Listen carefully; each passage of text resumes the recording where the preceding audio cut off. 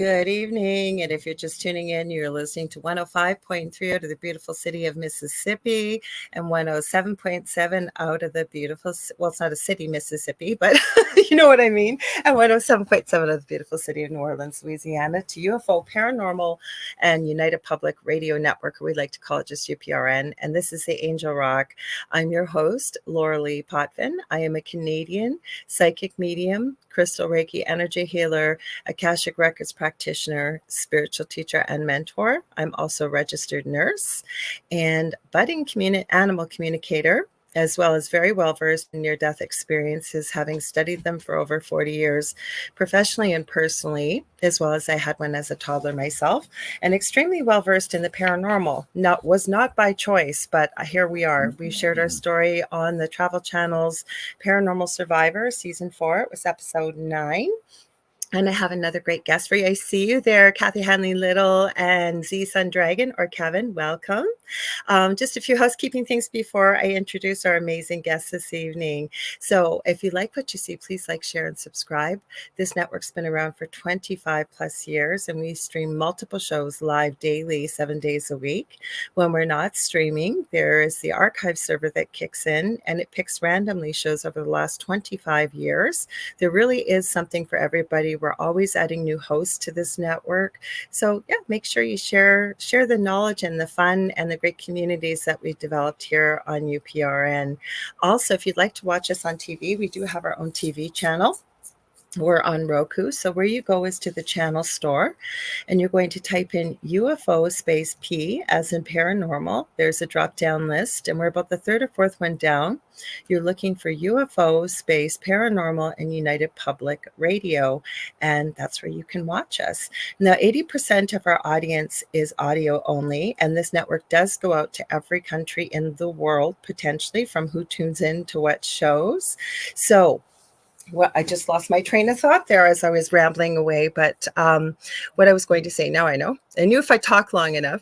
If you want to join the conversation, you've heard me say hi to Z Sun Dragon and Kathy Hanley-Little already. How you're going to do that is head over on Facebook and YouTube to UFO Paranormal and United Public Radio Network, either on YouTube or Facebook, like I said. I am streaming this to my own Facebook profile, which is personal. Oh, sorry, it's public. My brain is all over. I got a cat going here, a dog going here, and I'm trying to remember the script. Anyways, you can watch on my Facebook profile. We're also streaming on Canada's Most Haunted, and I'm streaming over on Instagram on the Angel Rock. But the thing is, they don't integrate the comments from Instagram over here to StreamYard, which we use to bring the show to you. So I will not be ignoring you, I promise. I try to pop in back and forth throughout the show so that I can address you as well. So if you want to join, like I said, head over to YouTube or Facebook. I'm also streaming on my YouTube, The Angel Rock with Lorilei Potvin. Hi, Sandra Sharp. Also, I always forget something. You guys know I always do, but let me check my little list and give myself a little, no, I think I remembered everything. But I do want to remember one thing before I read the amazing bio of our wonderful guest here. Come hang out with us here in Thunder Bay in northwestern Ontario, Canada. That's where I live, smack dab in the middle of Canada, this October 4th to 6th, 2024 for the Lake Superior Paranormal Convention. Tickets are available now, and they are going fast. There's VIP Plus and there's Supernatural and VIP Pass tickets, and they are limited. I believe over half are sold already. And some of the speakers that are going to be coming, never mind that we're going to be having talks. There's going to be workshops, paranormal investigation, and vendors. There's going to be Shane Pittman, Jeff Belanger, our own Carrie Lynn Shellhorn here from Spirit Switchboard on Fridays, 6 to 8 p.m. Eastern Standard Time. Not only is she a good friend, I finally get to meet her in person. She's also an incredible medium, psychic, and very gifted. She's a paranormal investigator, and she's going to be doing a special event on that Sunday. It's called Spirits and Sweets. So she's going to be giving messages from Spirit. Well, I believe you get to enjoy some wonderful desserts, so be sure to check that out. We're also going to be having the Travel Channels Beyond the Haunting, Chris Rutkowski. I always say his last name wrong. Sorry, guys. Rutkowski. He's going to be talking about UFOs and Bigfoot. We've got Dee McCauley from Dark History. He is local to this area. He's been on the Angel Rock before, the Winnipeg Paranormal Group, and so many more, including myself. I'm going to be giving a talk, and I'm going to be having a table there with merchandise as well. This is being put on by Lucky Paranormal.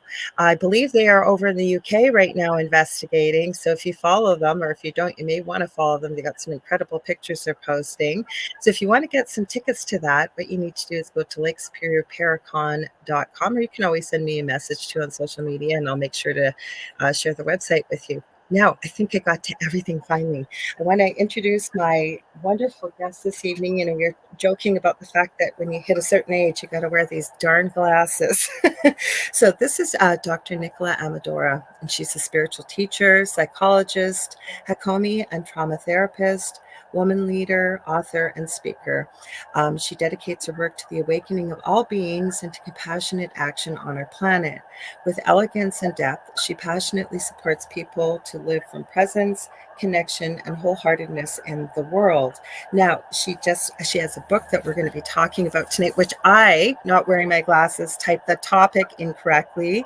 It is Love Unleashed: How to Rise in a World on the Edge. And before I introduce you, just one sec, I want to let you guys know it's very late where Nicola is. So she may be decking out about a half hour, or even a little bit earlier. There's work tomorrow. So I told her, whenever you feel you're getting tired, please feel free. I will carry on for the 2 hours. Welcome, Nicola. I'm so glad to have you here. Thank you so much. It is a true honor and a pleasure to come to your show, The Angel Rock. Well, thank you. Well, it's been around for a long time, actually. I've been on this network going on 5 years in July. And before that, I had no plans on being a podcaster, and I got asked if I wanted to do my own show, and I was gonna say no, and I heard Spirit say yes, and I did a show Monday through Friday. Don't ask me how I did, but that's what happens when we're ignorant to something, right? Baptism by fire. Exactly. When you actually start hearing the message and you follow it and you wonder, how did I end up here? I never planned that, because it was planned by the universe. You know what? You're so right about this. I was just a guest on another podcast, a good friend of mine, Augie Nost, and they showed it last night. And we were talking about that. I mean, with being a nurse, I had my degree in nursing, and my plan was to become a doctor. And look what I'm doing now, and completely different, loving what I'm doing. And here we are. But tell me a little bit about yourself. How did you get involved in the field that you're in? And I have to tell you, I have great respect that you work with trauma victims and with women, and you've got quite a beautiful bio. So how did you end up there with what you're doing now? Well, that's quite a story, but to make it really short, I think for me there was always, because I had my first awakening, talking about near-death experience, when I was 14. Okay. And I had a near-death experience, and I came back by it. It's a whole story with it, but I came back and I knew, and that from that experience, I knew so deeply that the most important, that is actually real beyond any doubt, is spirit. Mm-hmm. And at that time, I was living in Germany, and there was no interest really at that time for spirituality.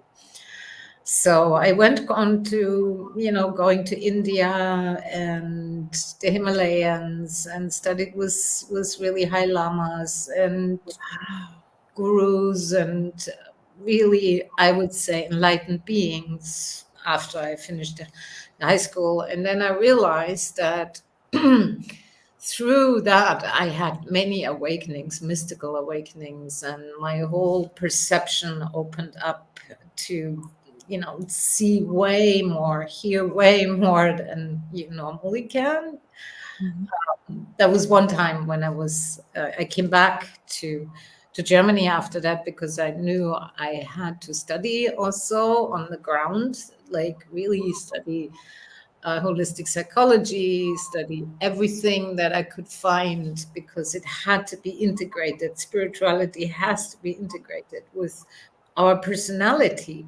But what happened is after that journey in India, I remember that moment when I was sitting in the underground train in Germany, and I had these orgasmic waves going through me. It's like the light was just pouring.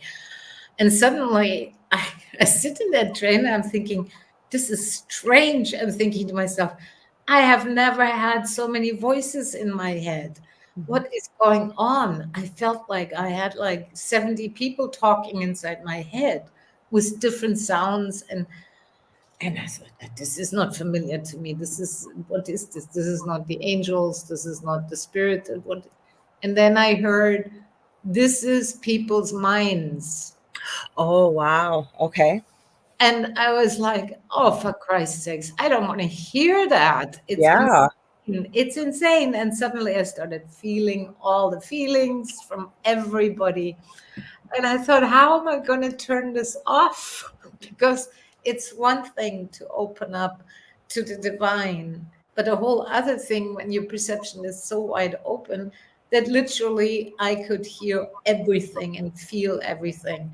So I had to really learn and to make sure that I wasn't sitting there in the trains and hearing somebody else's thoughts. And you cannot believe what people think about, honestly. Oh, I know.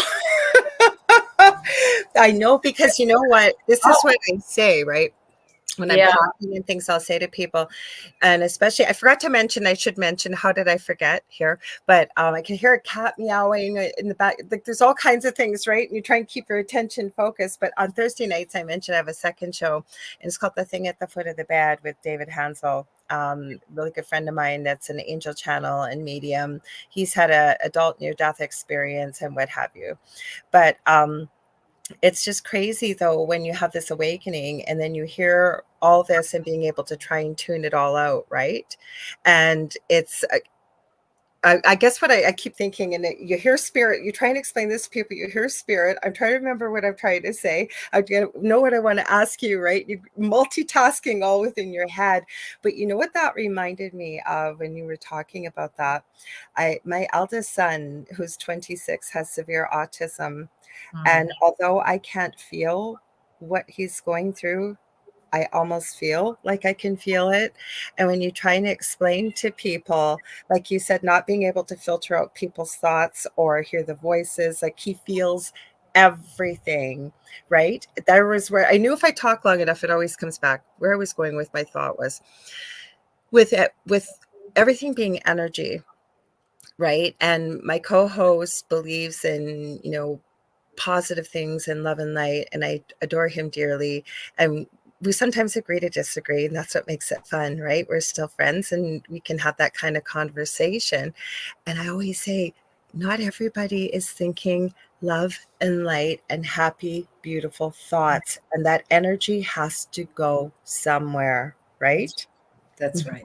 Sorry, Yeah. big long conversation, but that did remind me too about my son trying to explain to people how, and even people that are high functioning, say with autism, and people wonder why they have a meltdown. And when you explain to them and you're sitting there and you can feel every fiber in your clothing, every seam, you can smell things people can't smell that are could be half a kilometer away, and the lights and the fan going in the background, and it's such sensory overload. Is that what you were feeling? Is that the way maybe you would describe it? Yeah, and beyond, because I could also at that moment see their family line. I could see their karmic situation. Wow. It was like the veils departed, and I could see Do you literally think you had a kundalini awakening almost with the feelings you were explaining?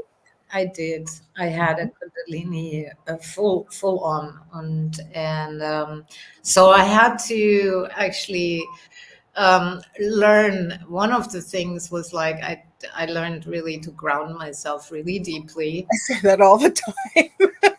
and I learned to be really present, and I meditate every day 2 hours. So and I learned I had to work with my own trauma, of course, because it can interfere. The trauma creates holes in the psyche, but also in many ways it can distort a lot of things.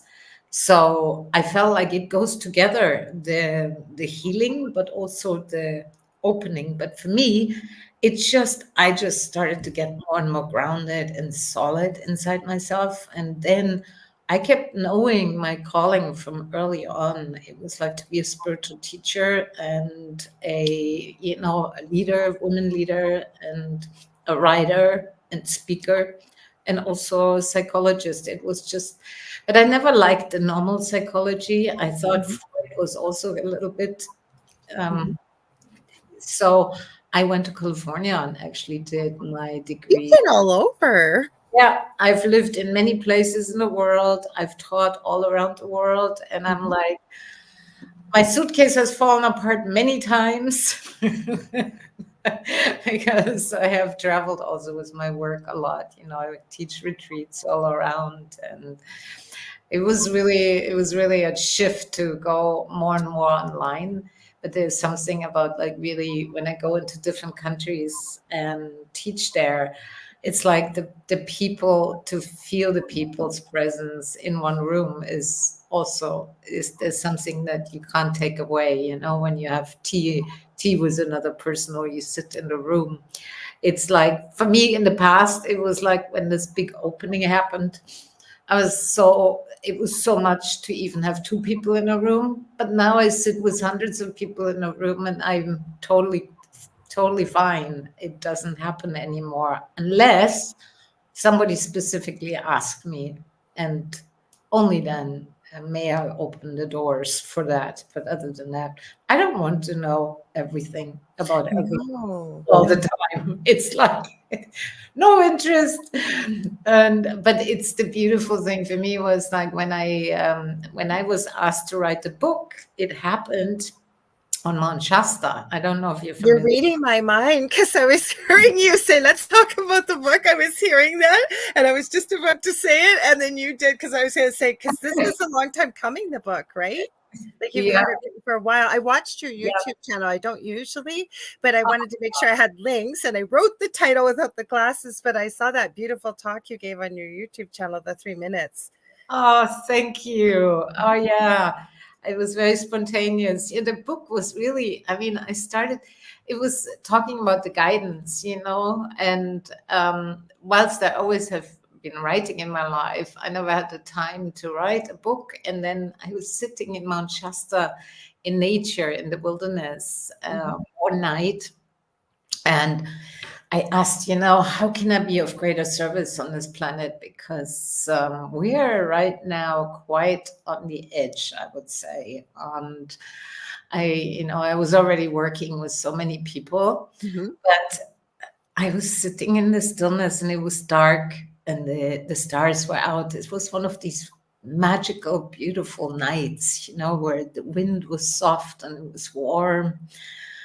And I suddenly I heard, it was so crystal clear: write the book that you've been living, write it for love and all of life. Mm-hmm. So I hear the message, my hair go up, the truth bumps. That's what I got. Yep. Yeah. And then I was like, okay, give me some confirmation. And the funny thing was, in that moment, I heard footsteps behind me. Oh. And but I was alone in the dark on a campground, and I was like, well, and I kept hearing, just be still right now. And literally, suddenly, something wet touched my shoulders. And then I was waiting not to turn around, because I kept getting the sense, don't turn around. And then slowly I heard the footsteps walk away, and I turn around. And in that moment, it was the most exquisite thing that I saw, was a stag, a deer. And Wow. it touched my shoulder. He had come right up to me. And when do they do that to human beings? And Never. I looked at him, and he turned one more time around and looked at me. And in that moment, I knew this was the confirmation to write a book. It's That's one of my animal guides. I want to say hi to Julie Evans is here, and Julie Jean Bassett. She's the lady I took the animal communication course with, and she's helped me with 2 of my animals, including this, well, not this little monkey, but she's helped me with 2 of mine, and she's helped me on my healing journey a lot with the shamanic, she's an incredible shamanic practitioner. But the reason why I want to mention this is when I took my animal course, as soon as you said that, I could see the stag, because we all had an animal guide, and my guide was this incredible stag that came through. He told me his name was Ronan. So when you were mentioning, but you had the real thing. I did have I like the real thing always. But yeah. And I think for me, it was really special to have a stag, touch my shoulder. And in that book, there are a lot of wild animal stories. I thought you were going to say like a mermaid or something, because she said it felt wet, and I never even thought maybe an animal. That's incredible. Yeah, and it was good that I didn't look in the moment when he was there. Otherwise, he might have jumped away. I just sat still, and I felt that wet touch. And it's still, when I talk right now, I still can feel it. It's almost like he marked me with that. And then I took a pen and some pieces of paper, and I started writing, and everything started unfolding from there. So let's talk a bit about the book. So, because you were telling me a little bit before we went live that you've got some messages from angels.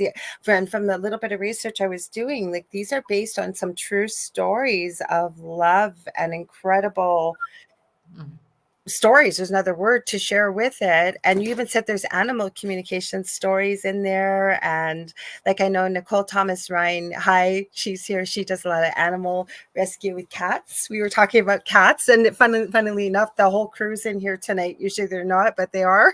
I said, my cat likes your energy. Animal communicators and cats and dogs and everybody else who's joining. Well, we get all kinds of people. Some people don't even have, well, I don't want to make it say don't even, but we get people that are listening or pop in that don't come from a spiritual background, because like I said, with such a beautiful global audience, right, it just shows you how small the world really is when you go with love in your heart, and like attracts like energy, right? So let's talk about the book. Like, how can people use this book? Because there's a variety of things that you've talked about, so I don't know where you want to start with it. Well, we can just dive a little bit in. I mean, I can just say, the book has really, what I like about books, when you can read a good story, and especially if it's a real story and it's like an adventure story. It's a true story that can grip you. So a lot of the stories, it's either about people or it's about animals or it's about angels, but there's always a red thread in it that has a particular meaning, and so, for example, how to was I would say, the theme really is about love, because I have noticed so many people trying to get psychic messages, but if you don't have the love in your heart, and I don't feel you really get in communication. So, for example, from the animals, like I have wild animals come to me.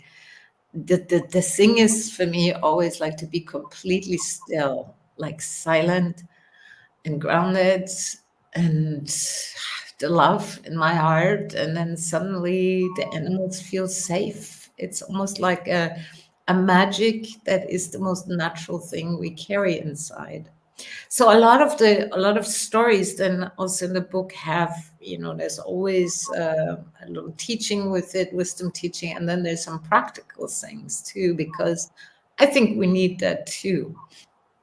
And I was thinking maybe I should read to us a little angel message, since you're I think that would be beautiful. Before you do that, I want to add quickly, I kind of find I have that with people when I go out, like people that really are having a tough time, and they'll find you and they'll start telling you what's going on. And then they'll say, I don't know why I'm telling you this. I don't know you. But with the animal part, Every morning I sit outside, regardless of the weather. It even snowed here today. I cannot believe it. We've had beautiful weather, been shorts, t-shirt, and it snowed.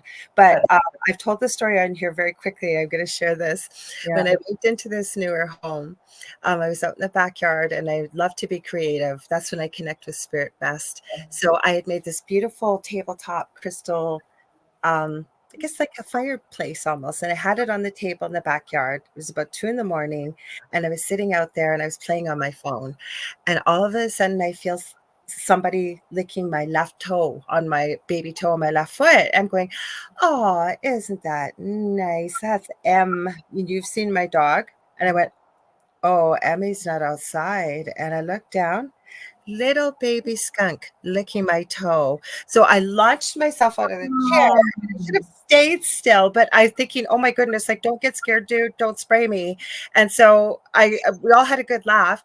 Then lo and behold, a week later, I'm out with my partner. He went back inside. It was about 12:30 at night.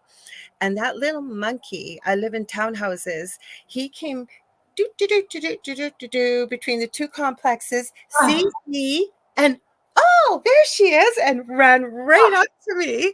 And I'm in the doorway again. I'm going, please don't spray me. I don't know if he just came over to say hello or what he did. It was so funny, but I have that with animals too. Same as with the birds. And that is so sweet. And with the skunk, where you don't know, shall I take it as a compliment or will he spray me?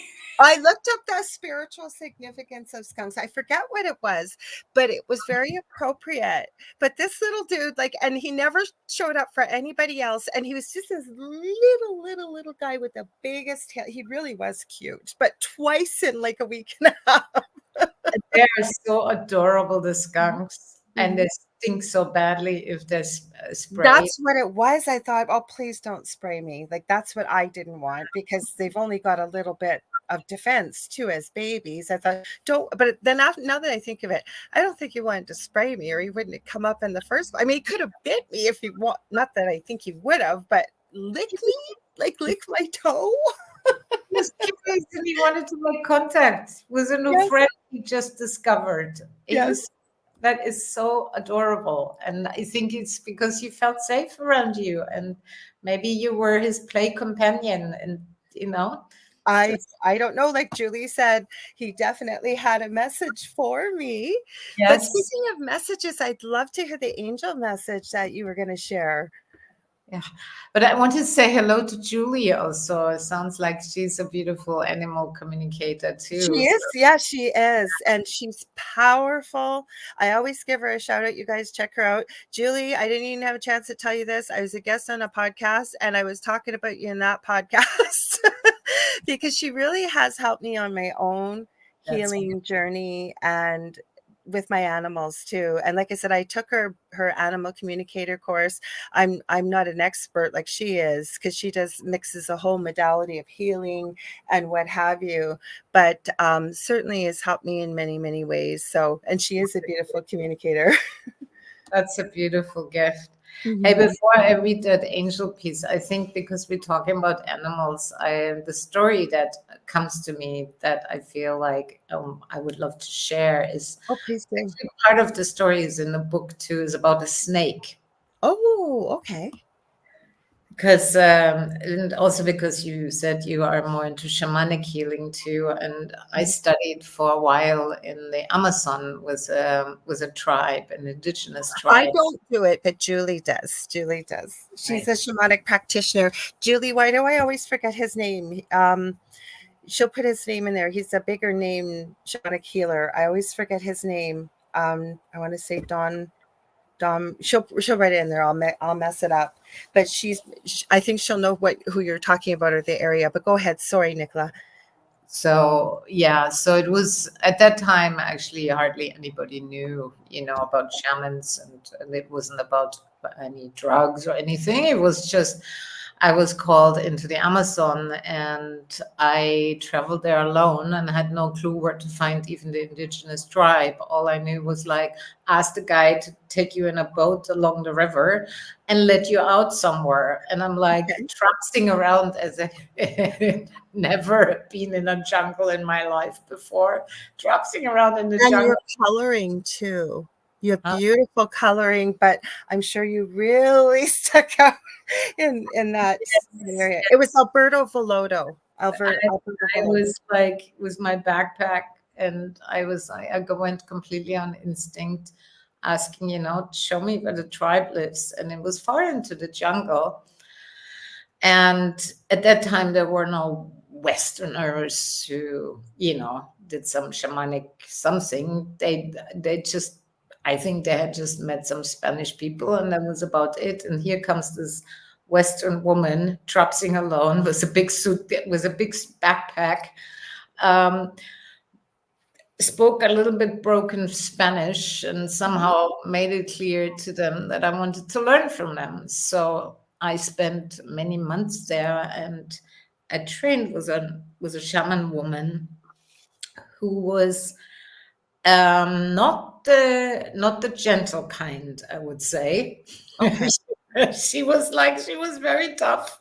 She wasn't all love and light. No, she was the real thing, I tell you. But man, you could not bullshit her. She was she was feisty. So she said, okay, so there will be a real shaman initiation. And I thought, oh, that sounds cool. That's great. And she said, no, it's about life and death. I thought to myself, well, I'm not afraid of death. I was 25. Who cares? We're kind of was a little bit more like, oh, it's all bulletproof.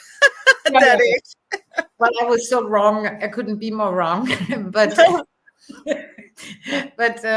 she took me blindfolded into the jungle, and it was so hot. I was wet. I was dripping, and I was like thinking, great, we're going into the jungle blindfolded. Maybe that's my initiation. I was far, far from it. Wow. So I feel there was this, she had me touch that huge tree and said like, okay, so now you must ground. And she showed me, she touched my feet, and I knew, okay, that meant like serious grounding is now important. And she only then said, okay, this is life or death, what's coming. And you have seconds. If you get lost in fear, you will not survive. And she said, too bad then. And I was like, oh, this is getting bloody serious. I think so. Yeah. And then she said, okay, when I tell you to take the blindfold off, you take it off. But before that, I heard these footsteps behind me. Again, footsteps. But this time, something was laid around my shoulders. It was so heavy, I barely could stand. And I was like, uh-oh, and took the blindfold off. And at that moment, I was terrified, out of my wits. I was shaking in fear because there was this huge anaconda snake face to face. And all I knew is then they laughed in the back because there was another guy, and he's like, she hasn't eaten. And I looked at an anaconda snake, and it was 1 second I knew she would only need to wrap around my neck. I would be dead meat. And she was hungry. So was I going to be lunch, or was I going to survive? I was horrified because that snake, when she came closer and closer and hissing, I knew she was going for my neck. So what did I do? I put my hand on my neck. I think so. I don't think people have any idea how big anacondas are too. Like they make boa constrictors look like a little corn snake. She was huge. And I was horrified. And I knew the shaman woman had trained me the whole time. And she said, you need to use everything I taught you, because otherwise you will not survive. And I knew in that moment she was right. I had seconds. The snake was that close. And so in my fear, I had to ground down, feel my feet, breathe, let the fear do what it does, but go deeper than the fear, just really go deeper and get totally present. I looked at the tree, I looked around, I didn't look at the snake first. So it's like, I was like, if I don't look at it, it won't be there. pray it out. I was like, no, the only thing that did it, and it was like presence grounding. And then I needed to connect heart to heart with her. Because in the moment when I became more present and centered, she already lowered her head, but it wasn't enough. And then, I mean, how do you love a snake when you're terrified out of your wits? How do you Plus love hunger, plus hunger, right? Like hunger to an animal, even She with was- a higher consciousness, like that's a driving force. She was just hungry. Who blames her? She was hungry, and they took her away to put her on some human being. On a Anyway, filet mignon. I mean, the Not sweat. that snakes eat that, but you know what I mean.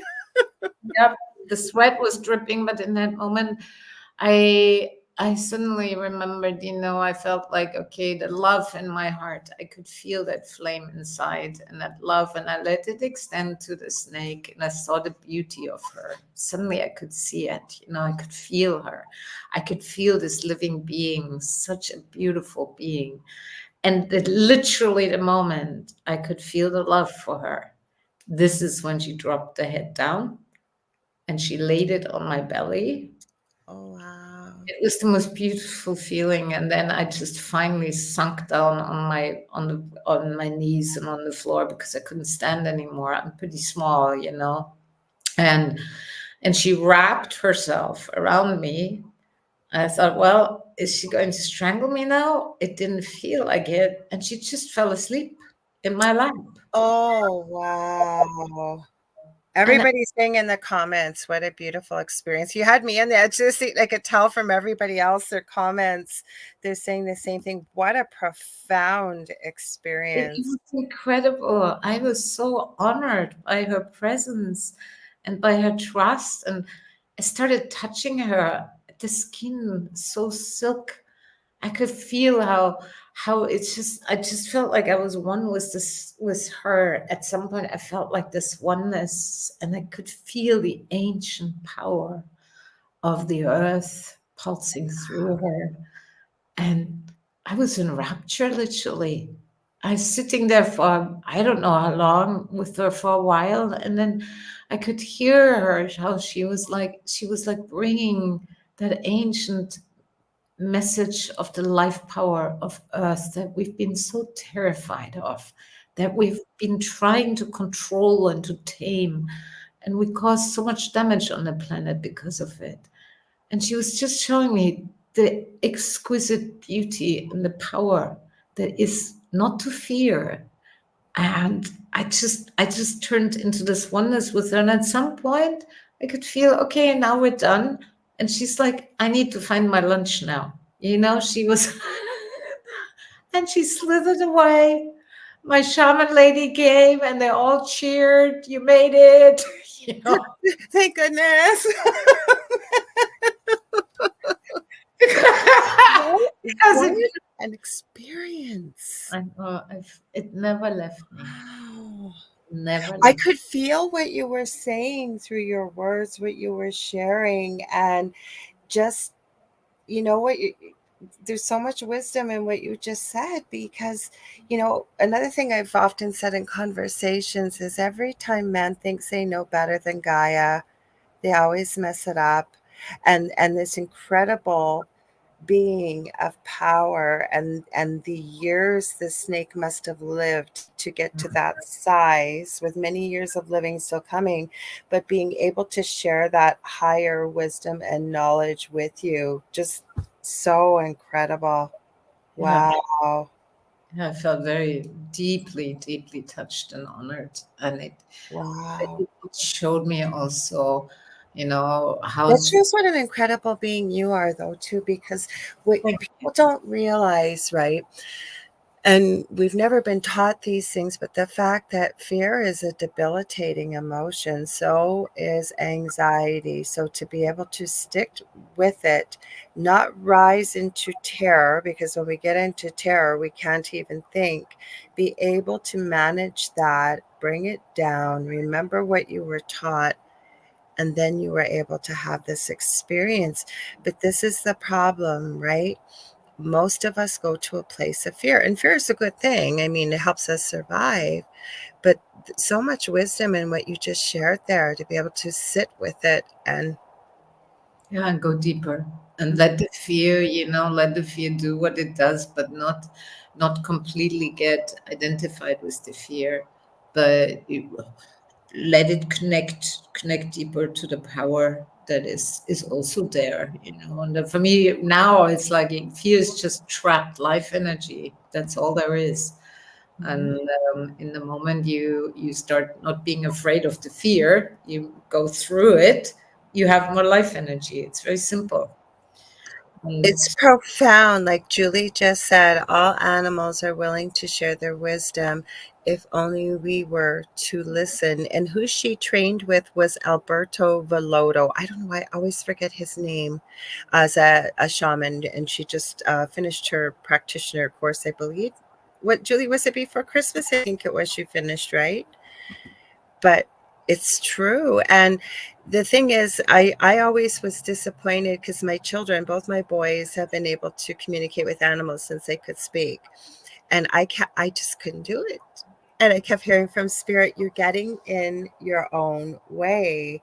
And that's why you came up in the conversation, Julie, on the show, because Augie, his name's Augie Nost, and he's a good friend of mine, and he has a show, he does a couple shows, and he was asking about animal communication, and that's cut. You're a great storyteller. That was, you had me on the edge of my seat. What a profound story. But what I said to him is, from what I had been taught, right? We animals, we're no better than animals. We really are all one. And that you treat an animal with respect and reverence, and you ask them if they would be open to speaking with you.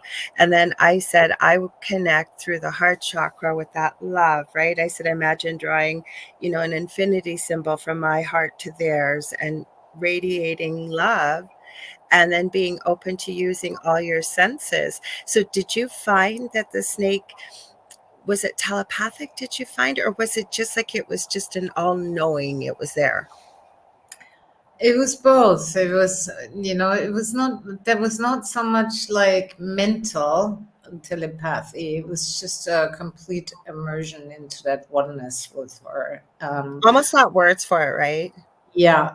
With other animals, I've swam with wild dolphins and whales and many other beings. There's sometimes that telepathic, where it's just the high frequency of dolphins, for example. That's like a whole other communication, because every animal species has its own way of communicating, I find, and it's the same with plants. But when you said about at the beginning not being able to communicate, I think I had to train for that. I was in my own way. That's what it was. I kept hearing that from spirit. Everybody is, because we live in a world of conditioning and we grow up conditioned. And so where do you learn how to become completely still? Where do you learn how to really connect, open the heart when you have a lot of unresolved stuff? It's difficult. It's really difficult. And then so when that, how do you ground in a world that's so ungrounded, where so many people are actually running on fear? This is just that you have to practice, learn this. And then at some point, for me, the gates opened early, because I was, well, for many reasons, but one of them was I always felt at home with the wild. It was just, for me, I felt it was even safer than in cities or with human beings. And for me, the communication in nature is so easy. It's just so easy. It feels like nature. It feels completely natural. How could I not understand an animal? That's and I had to learn more to understand. I can understand somebody's soul language, but it took me a while to really understand on a deep level the personality of people. When you say soul language, for people listening that have never heard that term before, how would you define it? It's a good question, Laura. I think for me, it's like the language of your essence, of your being, Mhm. of your spark that you carry when you come into this world and beyond this world and after you part. It's the imprint of your soul. It's your soul. Some people can say heart language. It's like the language of all creation. I like It lives in us. It's encoded in us. It's like printed in us. It's everybody has it. It's just buried with a lot of stuff. Mhm. But Mhm. it's the language that lets you connect to all beings.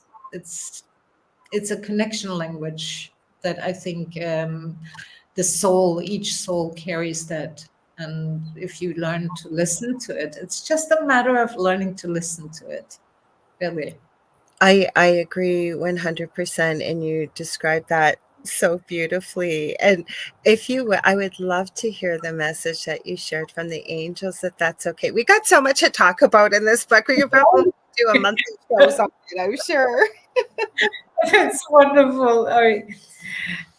Thank you for letting me share that story. Was this? Oh, everybody's loving it. There's all kinds of comments in here. I'm going to hear comments after I know I am, because, like I said, the people that come, I always say I'm so grateful for the audience, because you and I could have this incredible, profound experience, but people that are able to share it with us and then add to it and share their own, whether it's an experience or a question, it just makes Yeah. it. These are the two fastest hours besides Thursday nights for me, and I love doing this. Like, I really do, to get to meet all Right. different people like yourself.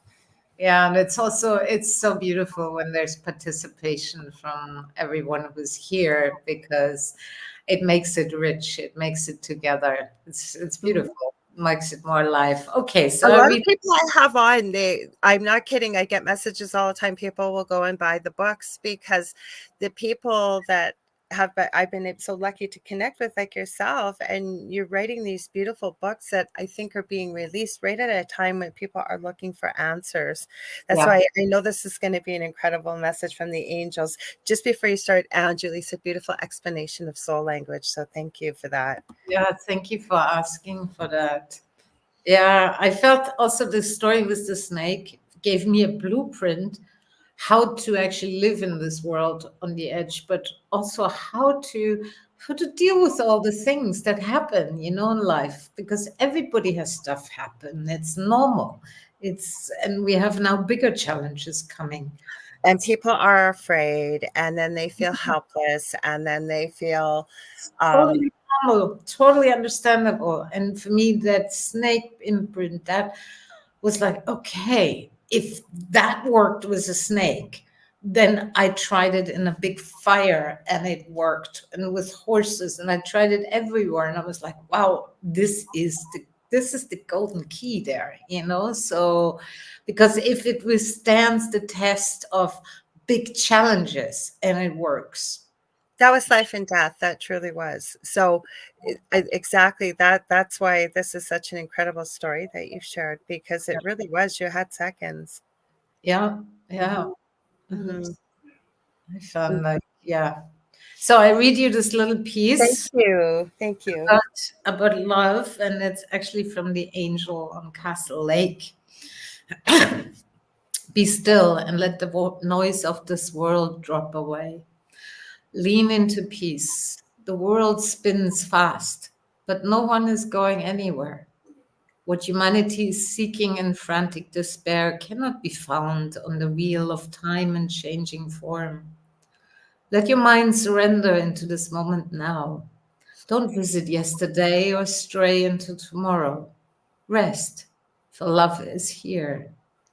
The answers you're seeking can only be found in silence below the waves. We meet where time stands still and peace is for eternity. It is so simple when the veils of illusion fall away, only truth remains. Come home, dear one, come home. You have wandered far away and feel lost in the jungle of this world and your own creation. Your pain of separation ends in love's embrace and in the presence that you are. The layers of conditioning are thick, like thick fog, which make it hard for humans to see what is real. These delusions are acted upon by the way the earth is used and abused, and in how people destroy each other. Often in the last hour, when the world is on the edge, humanity calls upon God, Goddess, consciousness, wisdom, or love. It does not matter what name is used to intervene, to help, to save, and restore what is broken and lost. Yes, know this we are here and aid you always. But to fully turn the tide in one's life and in this world, each human being is called to awaken from the trance of separation, to return to love and live from it. Only then the suffering for each being will truly come to an end, and life will thrive for all of us. From an angel at Castle Lake in Manchester. That was oh my God. I got, and I don't cry very easily, but I've got tears. That was so beautiful. Yeah. Hmm. Came Wow. very unexpected when I was sitting and meditating for a long time at the lake, and then suddenly I felt this being of light, and I heard, "Take the pen. I have a message." And I heard this message shall be in the book. So here we go. And that's So much truth in it too. it's very simple, huh? It is simple. It is simple, but you know, and when I'm teaching or working with people, I'm reminding them, because there's so many people, I think, feeling that call of their soul, but they don't know what it is. I know with working with various people, like clients and things, and they're all of them are feeling they're here for a reason. They're starting to get that they're here for a reason, but they don't know what that is. And they're at a crossroads. And what am I meant to be doing? And I always tell them, I can't tell you what you are meant to be doing, but I can certainly work with you and maybe make that connection where you can discover, you know, why you are here. And when I say to people that there's a lineup of souls to come here, I mean, it's such a difficult place in the way that most of us come in with spiritual amnesia. We come into these dense, heavy, fragile bodies, but there's such a potential to learn and to grow, right? And yet there's others that, well, again, we don't know others' journeys. I always say it's not my job to judge, but so many people, and then they wonder why they're so unhappy, right?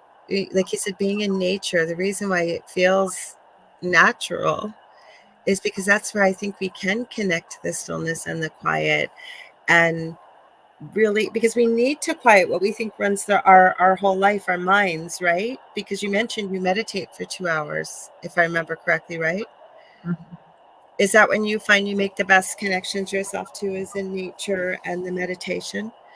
Yeah, and also really doing the healing work and clearing things so that it doesn't get so in the way. You know, I mean, in some ways, I would say also the trauma work. Really, I mean, that's why I combine it for people. I do the spirituality and the trauma work often Mhm. together because if you use trauma as an entryway, you also start awakening to your nature and vice versa. You always have both, you know, and I feel like at this time when people, what you just said, you know, people are searching and because the suffering is increasing right now on the planet, but so in that time when we're at this crucible, it's like it becomes more intensified, and so more people are waking up, more people are looking, which is so wonderful. And then what you said, that you don't tell them what their life task is, because that's for each being to find out. I only take people by their hand and say, okay, let's find out together. Yes. Because that's always very unique, and the journey itself to find out what you're here for is already the piece that you're here for. So it's like it's not even the answer that's so important, it's the finding it out, because it brings you closer home, as the angel said too, this come home. So that's the deep call, to come home to our essence and to our being. And it sounds all so easy. And in one way, Yeah. it's like, yeah, so simple. And yet we live in this incredible web of delusions. So it makes it, I sometimes think of Harry Potter, I used to love those stories. And there was one scene where he I don't know where it happened, but it was like he was wrapped in a cocoon or something, and also the cloak of invisibility. Oh, the cloak of invisibility. Yeah. Yeah. Yeah. I mean, in some ways we do that to ourselves, we walk around with our different kinds of cloaks and through the world, and then we wonder why nobody sees us or hears us, and why we can't quite see and hear, because we're cloaking ourselves. And this whole spiritual journey is really about like becoming uncloaked, and not being afraid to be who you are, because I've talked about that many times too, about how we all wear masks, right? And we've got a mask for work, and we've got a mask as a partner, and a mask maybe as a parent and as a friend and as maybe a child we're wearing all these different masks. And it's very similar to the cloak of invisibility, because we're not showing who we really are. And I think that if we can come from a place of love and give ourselves the gift of forgiveness, because that's part of the trauma too, and especially for people that have been through really difficult things, and healing it. I always say to people with trauma that you're not trauma, sorry, with forgiveness, you don't have to forgive what was done, but to be able to forgive that person for what they did to you. Okay. Because it just frees up space when we can let go of these things that we as human beings love to hang on to, whether it's a grudge or it's anger or it's revenge or whatever it is. And if we can just, start to work on that, healing it, letting it go, releasing it, it always makes room for something bigger and better in life. Not necessarily material, as I know, but it makes room for more love, for more positive things, right? I'll go on and on. And you're content, there's kind of like forgiveness is really the most loving, selfish thing you can do for yourself. You don't forget that somebody screwed you over. You don't go there again to buy the same car that you got screwed over with from the same dealer. But you forgive and you move on. But sometimes sometimes the emotion has to be tended to, the anger and the pain, because you can't jump over it. Too many love and light people jump over the emotional stuff, that if you do that, you have to go up the whole time. And underneath, your house is growing full of garbage. So you need to if you want to ground down, you need to deal with these things, not to get lost in it, but you need to flesh that out, and work through it. And at some point, at least, I find like also my students, they're not afraid of their emotions anymore. It's like, okay, there's just a wave that comes and a wave that goes. And then what direction are you putting your ship in? Is it the direction of love, or is it the direction now you're going to kill somebody or revenge or whatever it is? That's a choice. You know, what life do we want to live? I find like you said, you know, it's like that's where I find, okay, I'm happy. But Without, when you're happy, right? People, like I always say too, that people aren't foolish. They can see through when we find somebody that comes across inauthentically, or the same thing is when, like you said, the emotions. Like I've never liked anger. There's always been growing up, a physical punishment for yeah. being angry or speaking my mind and what. And as I've gotten older, I'm starting to deal with it. Again, we have to deal with the healing, because the other thing that I find, and I love this book, I use it in my practice all the time, the secret language of your body, Mhm. because everything is energy, right? And then when we don't deal with it, and I loved your analogy though about building a house on a shaky foundation. Basically, it's the same thing, right? It just sits, it stagnates, it festers, and it's a Mhm. perfect place for disease to start to happen. Yeah. And people don't see that. I just want to say hi to a few people. We've got Kasoon Lee here he's from Sri Lanka. We got Jonathan Keyworth of JK47. People were loving everything you're saying here. Beautiful messages, so profound. I'm tearing up. Now I'm gonna let Kasoon know, because he just came in when you were reading the angel message. He goes, "That was beautiful, like a poem by Rumi," except it wasn't Rumi. This was the message that Nicola channeled from the angels. She was explaining that when you popped in, but what a profound message, wasn't it? So I Oh, wanted to throw that out there. oh, thank you. Mhm. Yeah, people keep saying, I mean, my book is more written in Rumi style. That's also my writing style. Oh, is it? Okay. Yeah, this is how I write. Well, It's Kasoon is dedicated, because what is it, Kasoon? Is it 3:30 or 4 in the morning over in Sri Lanka? hello in Sri Lanka. What an Yeah. honor you came. That is, Oh, we have usually people from Australia. A lot of people just kind of lurk in the background too, like I say, and then I'll get messages afterwards saying, "Oh my gosh, I love Nicola. I know I'm going to hear this." They're going to say, "Could she come back? Could she come back?" Because oh, I know. that's so beautiful. I love it. I Um, love it that it's like a global reach, you know. We have such a beautiful little family here. We really, really do. Well, it's not little, but wonderful people that show up here. Great comments, great conversation. And I know I want them to be able to really take a good look and go out and buy your book, because I think it's profound. Because some of the topics I looked at in here, like how could you use this book? And one of the things that was listed here is what to do when the fire is on in your life. How would they use that book for that, or for Yeah. your book for that? So there's a whole chapter on it, you know. Of course, it starts with a story. Then there's a teaching in it of like how can we walk actually literally through times in our life when the fire is on. When, for example, not just you lose your job or a partner or an animal, or things get turn upside down in the world. How do you find in the midst of all that your grounding, your presence, the love, and not tighten up, get so tight up and wound up, but rather learn how to walk, for example, through the anger and find more power,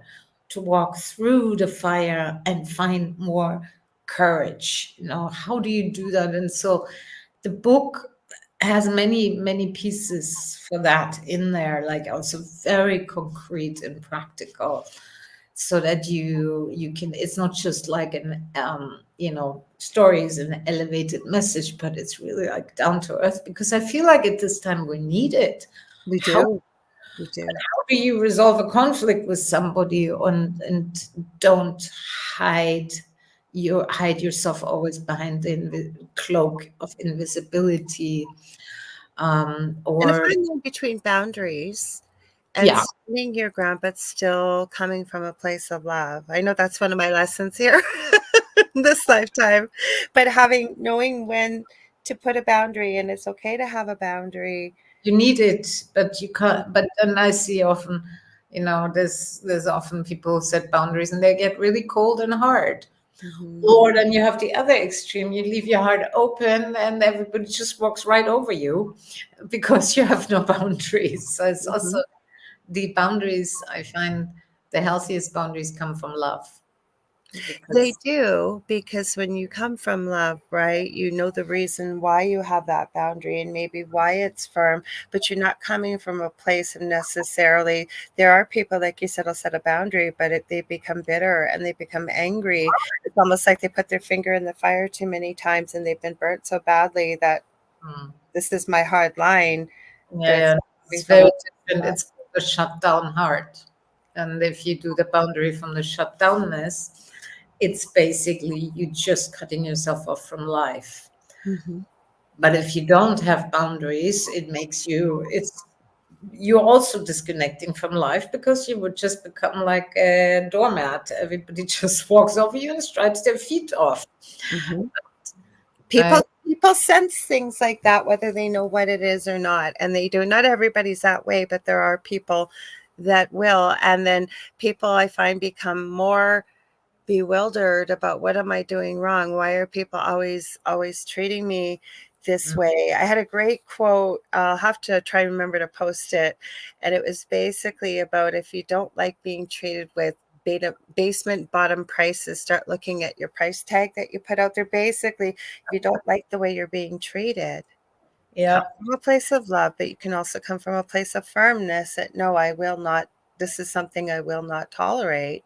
I yeah. sense love, but no, from a loving, firm standpoint, no. It's kind of like, for me, it's like all beings matter. All beings have inherent worth. That includes you as well. As some, and even if you don't feel the sense of your own worth, because it's easy to say I'm worthy and you're worthy. That sounds nice, but very few people actually can feel it. You know? Agree.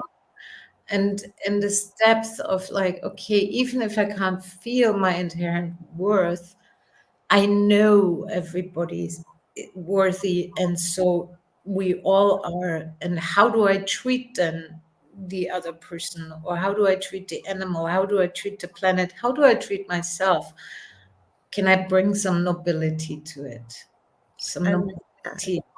I love this word because it has something that is uplifting. It says like there's a nobility in every being that is living here, including you. To for example, when I lived with in the Himalayas, and I remember when they the first months we had to bow all the time, like bow to the mountain, bow to the monk, bow to the llamas, bow to the grass, bow to the ants. We had to bow to the ants. I thought first they're nuts. We bow. I feel like this. I was doing yeah, all day long these prostrations, and I was getting my back started hurting. And at some point, I got the point. It was like that movement of bowing was such a deep. It was waking up such a deep reverence to all beings. Is again, there's a difference between knowing it as a concept and truly experiencing the reference. So then I started bowing with my mantra all the time, and we kept bowing and singing to the doing the mantra, the Om Mani Padme Hums to the ants. Wow, they're bowing to the ants. And I asked them, why are you bowing to ants? And they said, the ants could have been our mother in another true. lifetime. Mhm. And I was like, so this was then the deep, for me, the deep spiritual practice was the bowing, basically. And so when I came back to America, I just kept bowing to the trees, not because it was something fancy or spiritual. It just, I couldn't help it. And Because you understood it. I felt it, Mhm. this, and sometimes such a simple practice of starting to bow. That Mhm. not, there is a, when you bow down, it's not, you're not lowering yourself. You just bowing to the greatness of And life. acknowledging and celebrating exactly what you said, the greatness. And I keep feeling and hearing almost from spirit, like really, really getting it, that we really are all a part of each other. We all come from the same place. And even when I'm, say, doing a guest spot on a show, another show or something, and I'm sharing our paranormal experience, I won't keep you if you need to go ahead or something. I got one more question for you, but it kind of gets into Ask the question. Yes. okay. Very quickly, it gets into the fact that I always say I wouldn't share the experience we went through with a blade on a blade of grass. I wouldn't wish it on them. I'm no better than a blade of grass. We are equal in all one. But for people that don't get that concept, right, they realize, like, I'm not even going to wish that on another person, but I don't look at it with anger. I actually look back with it with gratitude, because I wouldn't be doing what I'm doing today. So segueing into this question, gremlins and demons or daemons and the treasure behind the magic door. That really got me when I read that. So I wanted to ask you about it. Yeah, I find, when you, in the Celtic, in many places like in Ireland or Scotland, there is these gargoyles in front of houses. They're statues that look kind of creepy. And the same you have in the Tibetan areas, in some other places. And I always was curious, okay, so what is this that you have these creepy beings in front of your homes? And it's the protector spirits. It's the spirits that keep the demons away. Right. They look like demons. And in that was a really deep teaching where I realized, when you, and we have, for example, the story of what's the story of the old Brother Grimm story of the wolf. The Red Riding Hood? I don't think it was Riding Hood. This was another story where, the old saying, she kissed the frog and it became a prince. Yes, yes. It's a, but deeper than that, when we look at when we really meet a, let's say, Like Beauty and the Beast kind of thing? Beauty and the Beast, that's what it is. And the demon that we see in ourselves or in another, and we don't run away, we don't succumb, we don't check out, but we really meet that demon. Like, for example, somebody has, like, the demon might be called anger, right? And it always pops up right when you don't expect it, don't want it, and there it is, and there it's looking you in the face again. And if you start running away from it, what happens? It becomes bigger. If you start taking the cushions and try to bury it, you have to use a lot of life energy to keep this demon down, because the demon will pop back in. If you start surrendering to the demon, well, it eats you up, you devoured, you finished. But if you again, you take this nobility road where you turn to the demon and you look the demon straight in the eye, knowing that there's something in you that's far greater than the demon, far greater. And you really start touching that demon from your presence, from your love. There is something that gets revealed. It's almost like the cloak of the demon starts falling off. There's a treasure in it. Like, in the anger, there's your power. In the fear is your life energy. In your pain, there's deep love. You use these as your gateways. And I would say these are the gateways home, where the demon is actually in the front of your home entrance. It's the same when Egypt, you see the great sphinxes. They're mystical gateways for the greater treasure that you can only enter if you walk right through. So So facing it, but like with the story of Beauty and the Beast, right? She got past what he looked at or what he looked like, and the fierceness and the anger and who he was and what people said, and she got to know his heart. And only then, when she fell in love with his heart and who he really was, all the so-called ugliness or beastness all fell away, didn't it? She got to know him on a core level. That's the key, and the heart knows how. The heart always knows. I think we have the most tremendous treasure inside of us, because that is like it's written inside. You know, the code for it is written in there, and I just put it in a book. But everybody has that access. You know, that, like you said. I don't want to keep you. I could keep you here for the whole show. I'm not going anywhere, guys, but it's really late where Nicola is. You know what I was thinking? Maybe in the future, if you're open to it, I would love to talk to you more about this, but we'll pre-record it so I can steal you away for 2 hours, because I know people are going to be asking me, can you have her back? Can you have her back? I'm happy to. It's so delightful to be with you. You know, if it wasn't after midnight already, it would be totally. I would sit here for 3 hours. I Easy. knew when you looked at the clock, oh, it's already that time already, but I promised I would have you, because I know you've got, as I call it, the muggle job from Harry Potter. It's not really a muggle job. I know you're doing beautiful work, but you have to get to work at an early hour. Yeah. So I'm No, going to remind people the name of the book, because I didn't wear my glasses if you joined late, and type it I properly. So can this actually is hold up the book. okay. So it's Nicola Amadora, and it's Love Unleashed: How to Rise in a World on the Edge. So Yeah. please tell them how they can get a hold of you, where to buy So, your beautiful book. so you can actually, so it's in all bookstores, and it's also on Amazon. And then you can also go on my website, nicolaamadora.com. There's the book, there's all my programs, the spiritual trainings, and many other things that I offer, that maybe you feel called to attend or take a I got to know more about you. I feel like I barely scratched the surface. I really enjoyed talking to you, Nicola. I'm so glad you came on. Thank you so much. And the same with you. It was such a joy, honestly, Lorilei. Beautiful. Well, thank you.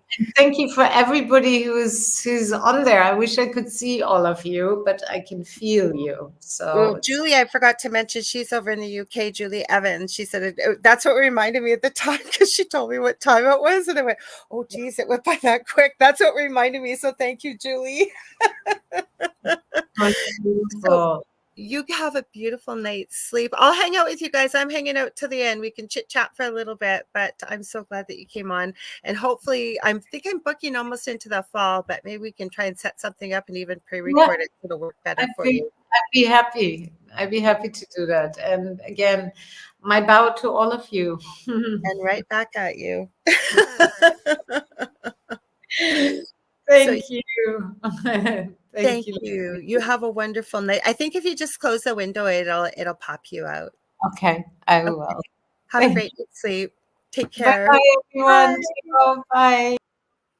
How amazing was this lady? And you guys, this is another guest. I think she was supposed to be on, if I'm not mistaken, it was a couple months ago, and she'd come down with a really bad cough. And so we rescheduled, and I didn't meet her till she came on. How incredible. What a storyteller. I don't know about you guys, but I was on the edge of my seat when she was talking about that snake. Can you guys imagine? Like, if you even know how big anacondas are, oh my gosh. Really, really, really profound. Kathy Hanley Little, wow, she was great, wasn't she? And what an interesting life she's had. Holy cow. I didn't want to ask her, because she does have a YouTube channel under Nicola Amadora. And I don't usually, like, I check out a few things here and there. And I get this is from Gavin Davies. I have to give him a huge shout out, because he connected me with her. And I don't always read the questions people sent, but she just put talking points. And there was a few I was really intriguingly interested in that I wanted to ask her about. But before I do a show, I always do just say, okay, Spirit, where are we going with this? And it just goes wherever the conversation goes. But I had watched, she has a 3-minute video about the book. And I could hear a little bit of an accent, not a lot. And I thought, she doesn't sound like she's from the UK, but I believe she said she was on UK time. I think she might be over in France, though. I didn't ask her, because I think that's what her bio had said. And let's see, everybody's saying awesome guest. And well, we'll try and have her back on, because I think we barely scratched the surface, because she said she had quite a few um, animal communication stories, angel stories. There was true stories in this book about personal triumph and going through difficult things, and all from a place of love. And from what I understood from the YouTube channel video that she put out, she actually wrote this book quite a while ago. And it just so happened, I guess, in her travels and with teaching and lecturing, that she ran into a publisher and they put it out. So if you can, I would strongly suggest I would check her book out, because I mean, look at the storyteller she is, just telling the story of the snake. Like Kevin says, the snake story, ancient energy, is very interesting and resonates. I know, doesn't it? Like there's almost no words when she was talking about what passed between her and the anaconda. And can you imagine having an animal that size and the amount of hunger? Because snakes don't eat like we do. I mean, they can sometimes go, I don't know how long a big snake could go, but fairly a long time without eating. So that snake was driven even by hunger. And really, you would just have seconds, and to be able to remember what you were taught, and to face your fear and be able to ground and connect. That's profound, really, really profound. So I didn't even know what we were going to talk about. And it's a good thing, Julie, you said what time it was, because like you could see Nicola was surprised too. We probably would have went the 2 hours, but I knew she had to be up early today. So that's why I reminded her, because I don't want to keep somebody and then they'll be all tired tomorrow. And we'll just have her back on to talk. So Kasoon, you had said it was 4:40 a.m. there. Yes, and thank you. Like I said, Julie Evans, just after midnight here, that's what triggered me to remember. I got to remember to have her off by 12:30. So I'm going to go through a few comments. So Nicole Thomas Ryan, you said learning to be strong and set boundaries is so hard. It's a balancing act, and it really is. And I speak as well from experience. I know that is one of my life lessons here, to be able to feel okay with saying no, not feeling guilty, and to set boundaries, right? And she was so right about that, because, and again, I'm not pointing a finger at parents. It's just that a lot of the stuff that we do, a lot of our hangups, like for myself, like I mentioned briefly, learning to speak up and to not be afraid of anger, because I still don't like anger. And all emotions are useful and helpful, but also knowing when to set boundaries, and it's okay. And I love that she brought up that it's fine and well to say that you matter, or I matter, or I am worthy and you are worthy, but to really, really know that and understand it.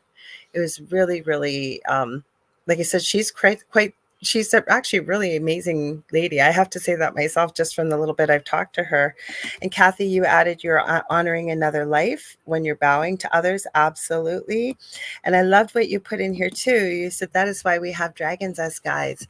They are protectors and give us knowledge. I adore dragons. I do work with them too.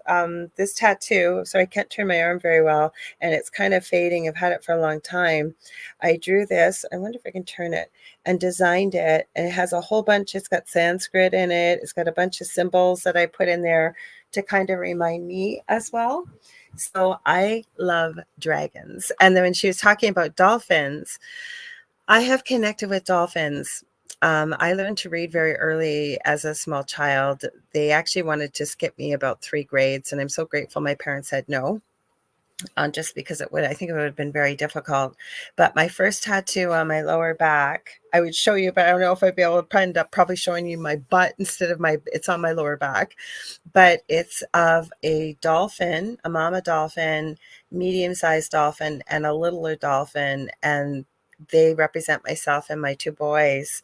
And when she was talking about swimming with dolphins, I went to the Dominican Republic. What is it? Probably, gosh, it's got to be about 16, maybe even 20 years ago. And that was the one thing I wanted to do, was swim with dolphins.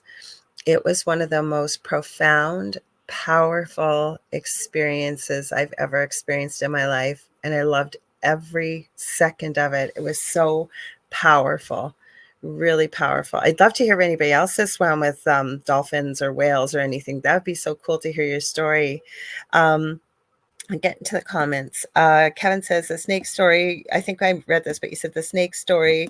Yeah, I did read it. Ancient energy is very interesting and resonates. And then Nicole, you said, sorry, I loved also, also, I love what she said about forgiving a person, but the situation is what you have to work through.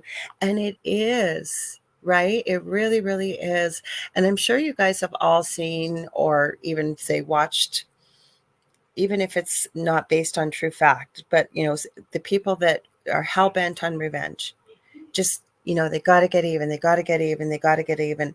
And we have the old saying that revenge is a dish best served cold. Regardless of what people say about it, anybody I've ever met that has been so bent on revenge that when they actually get it, it never turns out to be what they thought it was going to be, nor do they feel better. They don't feel any better at all.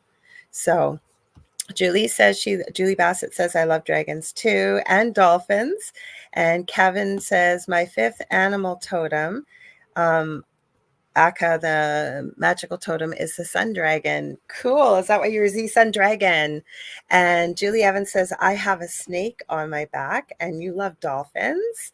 And Diane Brighton says, we are in a dragon year. We absolutely are. I'm trying to think what I knew the dragon was coming. Do you think I could think about it right now? But I know I was working on a bunch of stuff with dragons. I know I bought a bunch of molds with dragons too, with it being the dragon, with it being the year of the dragon. And Kathy Hanley Little says, I've always felt I was a dolphin in a former life. I swam with dolphins in Nassau. So profound. Absolutely. And I started to say to you guys as I'm thinking about it. So I read early, and I was talking about skipping ahead. Glad my parents didn't end up skipping me years ahead. But the first book I can remember reading at about the age of 5 into the age of 6, I had a textbook from the library on animals, and mostly it was all about dolphins. And I was reading it cover to cover, like just soaking up every bit of information I could about it, because I've always been so attracted to dolphins. And Julie says, I channel dolphins on occasion. And Julie says, I would love to swim with the dolphins. Julie, it is so profound. There's just something so magical, and the intelligence and the power. I was really surprised by the size, because I didn't, even though you see it on TV, you don't have things for reference of size. These dolphins were really big we swam with. And Nicole says, there is an incredible fantasy boom series, Dragon, right? Is it Dragon, or is it must be Dragon Riders of Pern. It has dolphins too. It's a book. Oh, Nicole, you got to share that book. Ooh, please do. Feel free to share it. You can share it. Probably most of the people that are here, I think, are in the thing at the foot of the bed. So you could probably even share it in there. Kevin, I want to tell you too, I seen this series that you shared from Thursday night. That looks, I forget what the name of it was, but I watched it and I noticed a lot of people didn't take a peek at it, but I remember us talking about it and you said you were going to share it. If you can refresh my memory about the name of it, it looks like it's a pretty intriguing storyline that we were talking about. I think it looks like it might have been filmed in Canada. It looks like it's a Hallmark series, but I did watch the trailer to it. It looks like a really interesting story. And then Julie Evans says, I was on a cruise once and communicated with some dolphins. It was amazing. And I think I said this about Julie Bassett. She said that she communicates with dolphins from time to time, which is so cool. Or you channel dolphins. There is an animal communicator by the name of Anna Breitenwich, I think it is. She is from South Africa. And she's got a YouTube channel if you look her up. One of them is named Layla. I want to say French. She is French. That's this really interesting documentary because she works from a little different perspective, working with animals and people versus Anna. Is it Breitenbach? Maybe it's Breitenbach. And she's talking about channeling a great white shark and talking to the great white.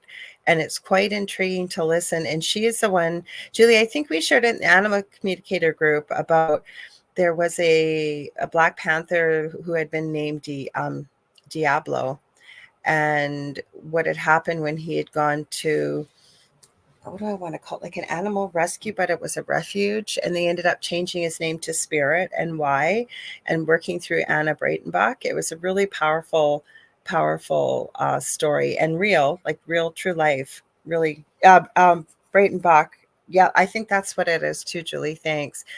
And Kevin says dolphins are very magical. Oh, The Way Home. That was the series. Yes, because I remember you had said you were going to post it, and it looked like it was a really good, sorry, I'm seeing I just got tagged on YouTube, because this, if you guys haven't seen it, it was a pretty interesting interview, by the way, too. It was an hour long. It premiered last night, and it's on Broadcast Team Alpha's YouTube channel, and it's called, it's with Augie Nost, and it's Spirits Communication Solutions, What's Behind the Curtain. And Augie and I talked about it. It was pretty interesting. We talked about a little bit about my paranormal story, and then we talked about animal communication and how to manage it on your own. Say if you felt maybe you had some activity in your home, that not everything needs to be booted out, that you could live comfortably, possibly with something that's not bothering you. And it was a really interesting interview. And oh yeah, Julie goes, I love the story about Spirit. It was a beautiful story. Dolphins are magical. And then Kevin's talking about The Way Home. He said the trailer shows less of the time travel, but it's addictive. It's a great watch. It's on season 2 currently. So if you guys haven't seen that, Kevin, I know he goes by Sun Dragon here. We were talking about this Thursday night on the thing at the foot of the bed, and he had mentioned this series. And so he shared the link in our group, The Thing at the Foot of the Bed. So if you haven't joined and you're listening, I believe we're just over 100. I think somebody joined today. When we get to 200, David and I are going to start going live in there and doing free one question readings, or just hanging out with all of you. So yeah, if you can, join us over there. It's lots of fun. And you say you loved last night's live. Were you talking about the one with Augie, or was it a different show, Kevin? Because believe it or not, that was not live. That was pre-recorded on Friday.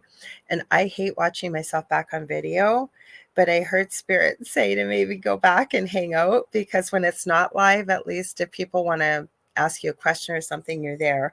And Augie was there. He didn't ask me to be there live. It just, we ended up both being there live. But the show was pre-recorded.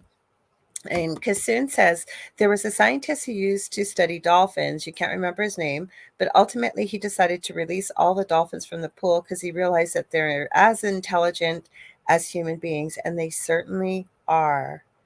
There's been some talk, well, dolphins have bigger brains than we do. There's been some talk I have heard, sort of whispers, that there's been, like, could dolphins possibly have been from another planet or ET? I know octopi, not octopuses, octopi, definitely they are looking at is, are they from off planet somewhere, and the intelligence with them.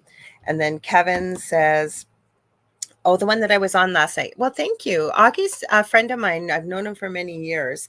When I was on my previous network, he was on there. You guys should have seen some of the shows him and I did there. The sad part was we never got copies of the shows that we did, but our producer kept bugging Augie and I to do it. So we did a show on, and this isn't meant to offend anybody in any way, but who Jesus Christ really was. And what we mean by that being a mortal man, and what he would have been, who he was, what his name was, a whole bunch of stuff. It was a powerful show. There was another one we did that was pretty controversial, and it was it generated a lot of conversation because Augie is a really interesting gentleman. He's from Norway, and he's been on the Angel Rock before. He has talked about some pretty interesting things over the years.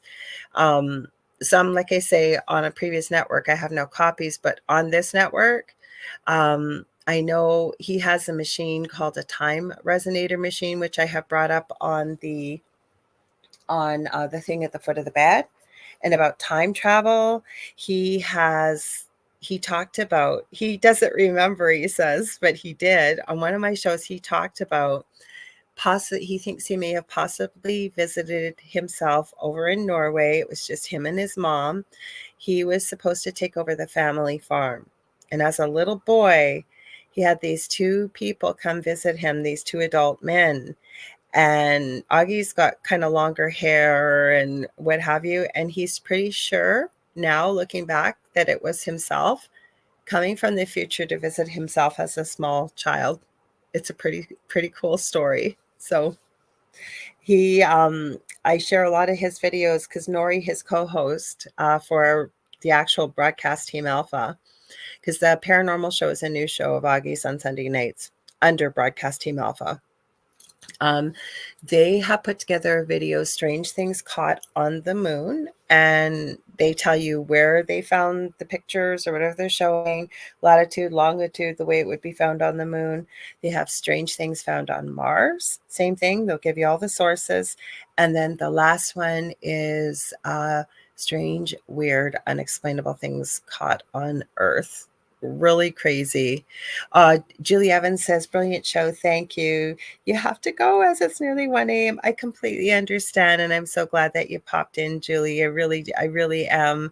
And like I said, you kept me on time because I did promise Nicola I'd have her off by 12:30. Because I told her, I said, I'm still going to hang around for the 2 hours because I really appreciate that you all take time out of your busy schedules to hang out with me here on Mondays and Thursdays. And I know many of the other shows on the network too. So thank you. Really, really appreciate it. So yes, we talked about spooky stuff on Sunday night. We even talked about, because Augie did give me a lot of advice when I was in my previous home before I knew all the things I know now. And he was talking about spirits, that he has peaceful spirits in his home. And this one spirit that he's not able to really get a glance of, it's mostly like just out of the periphery of his eyes. And he was asking for some advice, like how would he communicate with it. And I remember him explaining to me years ago that he calls it the astral, but the astral realm, he believes, if say a spirit was looking at us from across the veil, or astral realm as he was referring to, that they see everything we see but exact opposite. So it would be like looking in a mirror. So I reminded him, something he had shared with me years ago, is to look in a mirror and write them a message and just see if they answer, see what happens. And Z-Sun Dragon says, wow, love that I was visited in a dream some years ago from me now. Same idea, awesome dream and worthy. He he. Kevin, it sounds like you need to write a book. You've got some strange, unusual stuff that has happened and really, really interesting. But I think you're one of those people. I know with myself that there's always a joke that something spooky will happen when I'm around, like if it's a guest show or whatever. Thursday night, I played that clip for you guys. Like that wasn't planned, like weird stuff. I think Jonathan's just popped in to say hi from JK47, but I warned him because we did the Estes method, not on a show. We just did it on off time. And it was with an escaped convict. His name was Danilo Cavalcante. And Jonathan had actually got quite a bit of information from the spirits as to where he'd been hiding out. And it was a massive manhunt in Pennsylvania. This was well before Christmas. So we thought we would try the Estes method, which is, for people listening that may not know, what the person listening to the spirit box wears noise canceling headphones and usually has a blindfold on. So all they can hear is what's coming through a spirit communication device. And the other person starts asking questions. And I warned Jonathan, weird stuff might happen. And I remember finally at the end of it, he goes, nope. That's it. Nope, I'm done. And he pulled the headphones off and I said, what happened? He goes, I literally just heard, I am the devil. And I said, really? He goes, yeah. And I said, what did it sound like? And he said, believe it or not, Bill Maher.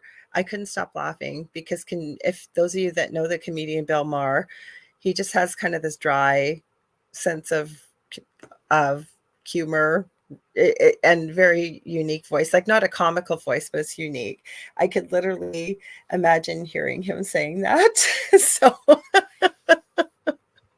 it was funny. So Kevin says, yeah, I'm working on a few books, probably never get published, but you never know. I'm always writing something. Well, like I always share with you guys, what you perceive becomes what you believe, and it becomes your reality. You never know. For all you know, you could be putting out the next movie through your book, Kevin. You never know. You never ever know, right? So I was watching today too while I was getting ready, and I didn't know she was Canadian. Her name is Charlotte Dobre, and she's got beautiful auburn kind of brown hair, and she reviews video clips and things that are sort of comedic. And I've seen her mostly on Facebook, but I think she either does it on YouTube or TikTok.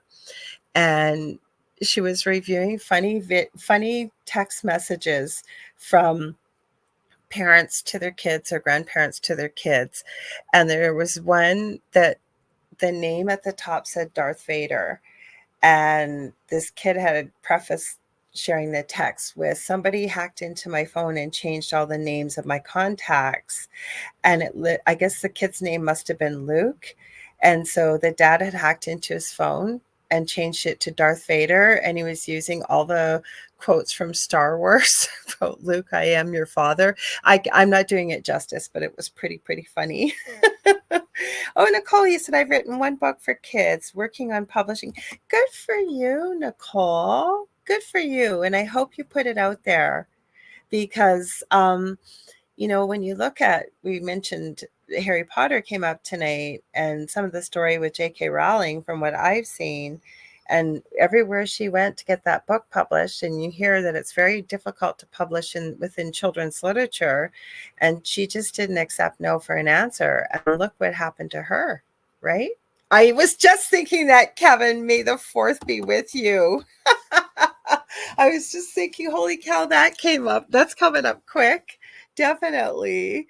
Well, I didn't realize that March the 10th is Mario Day until my youngest son, Justin, told me, because it's MAR and then 10, it spells Mario, like for Mario and Luigi. So he had to tell me about that. He usually tells me about the latest Google Doodle, and because that changes and what have you. Well, you guys, we are almost out of time here. That went by pretty quick. I had a lot of fun with you. And like I said, I don't know about all of you, but I just love Nicola, and I would love to have her back on. I mean that, about pre-recording an interview with her. And then I'll hang out with y'all live. It'll be on one of the platforms at least. And yeah, then if we've got questions and we know she's coming on, you guys can ask ahead of time, because I think we barely scratched the surface of her book. And what a fascinating lady. And then Nicole says thanks. And because Julie Bassett also wished her, awesome, Nicole, good luck. And then Z-Sun Dragon, Kevin says, oh, makes sense, Mario Day. So you guys, I'm going to be back here on a Thursday with David, thing at the foot of the bed, 7 p.m. Eastern Standard Time. If you guys got any topics you guys want to talk about, drop them in our group. I did tally up the votes, and I believe you guys, the majority ruled you want to be called the Footies. So you are now officially our Footies. So that's what you're being called, unless something comes up and you guys decide as a group you want to be called something else. I think it's kind of cute. So otherwise, what else do I want to say here? If you guys ever want to get a hold of me, fastest and easiest way is to get a hold of me on social media, usually Messenger. But I'm on every social media platform, either under Lorilei Potvin or the Angel Rock. I believe there was somebody, I won't say their name, but because they're here, but they even got a hold of me on the Wix app. I do have a website. It needs to be revamped. I need to get a domain name so I don't give it out because it's such a long title, but I am on the Wix app. There's a group in there for the Angel Rock, and they got a hold of me that way. So you can get a hold of me many different ways. But I do have a Facebook page, a business page. It's facebook.com/the Angel Rock. I also, like I said, have mentioned the thing at the foot of the bed with Lorilei Potvin and David Hansel on Facebook for the Thursday night show. And then I have 2 groups of my own. Paranormal University for all things spooky, and then the Angel Rocker Tribe for more of the spiritual type stuff we talked about tonight. And next Monday, I don't know if y'all will remember her or not. She is incredible. Her name is Sonia Roy. She used to be a Royal Canadian Mounted Police officer. Now she does many spiritual things. She goes all around the world. She has an incredible, it's pre-recorded, it's on Podbean, teachings about every spiritual subject you could think of. She's got a new book coming out, and it deals with how to work with and heal from dealing with narcissists in our life. And if you've heard me say this before, I have. I almost feel like we're in an epidemic lately. Then I believe it's another 2 or 3 weeks she's coming back, because we're going to talk more about some of the other books she's written. I don't know how she writes books that she does. She's got so many. She's a super fascinating, interesting lady. You guys are going to love her if you haven't seen her before. I guarantee you. So Footies is perfect. That's what Kevin says. Everybody's saying great show. Thank you so much. You guys know I love you all, respect you all. Can't wait to see you on Thursday. I hope you can be there. And otherwise I will see you next Monday. Okay. Stay spooky. I also send you lots of love and light always. Okay. So you have a great rest of your week, and we will see you same time, same space next Monday, if not sooner, on Thursday. If you guys, like I say, have anything to post, please feel free, or ideas or whatever it is, in the thing at the foot of the bed for Thursdays on the Facebook group. Okay. See y'all later. Stay tuned. There's more great programming coming up right after this.